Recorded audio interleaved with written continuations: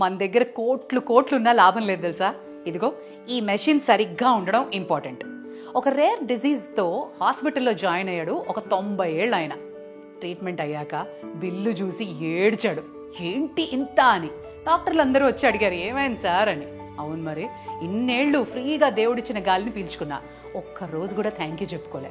And మీరు ఒక్కరోజు ventilator పెట్టారు, లక్షలు అయిపోయింది. కిడ్నీస్ చేసే పని డయాలసిస్ చేస్తే లక్షలు, హార్ట్ దీన్ని కాపాడుకోవాలంటే వెంటిలేటర్ పెట్టాలంటే అది లక్షలు. ఇక బ్రెయిన్ కంటే సబ్స్టిట్యూట్ రాలేదనుకోండి, అదైతే కోట్లల్లోనే ఉంటుంది.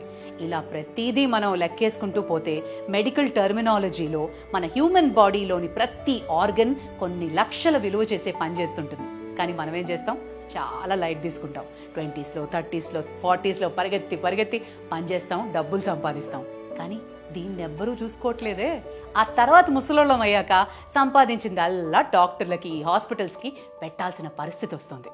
అందుకే సంపాదించకూడదు అని కాదు, I mean take care of your health, because health is the only wealth we have.